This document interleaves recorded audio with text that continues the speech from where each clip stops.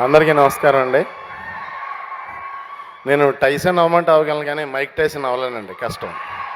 ఎక్కువసేపు మాట్లాడలేను.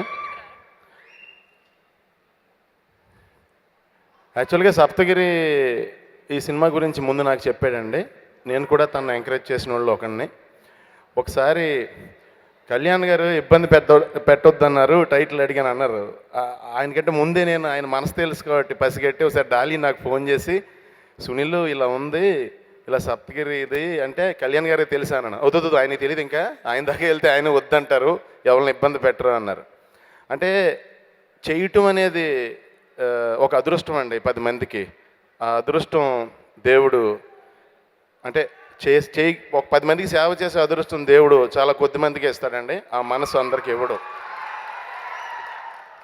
అలాంటి వాళ్ళకి ఎప్పుడు అన్నీ జరుగుతూనే ఉంటాయండి.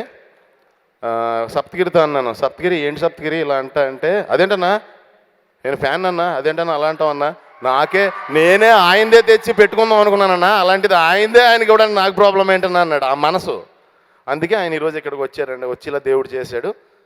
అందరూ పాజిటివ్ పీపుల్, మంచి పాజిటివ్ ఫిలిము, అందు గురించి చాలా పెద్ద హిట్ అవుతుందని మనస్ఫూర్తిగా నమ్ముతున్నానండి. All the best. Wishing you more successful than me. Thank you. నేను ఇంత నిజాయితీ పరుడైన మెగా అభిమానిని కాబట్టి ఈరోజు పవర్ స్టార్ పవన్ కళ్యాణ్ గారు నా ఆడియో ఫంక్షన్కి వచ్చారు.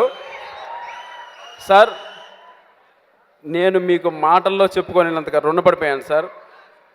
ఎలాగంటే అసలు మాటలు రావట్లేదు. మీరు ఇందాకటి నుంచి అక్కడ ఒక చిన్న పిల్ల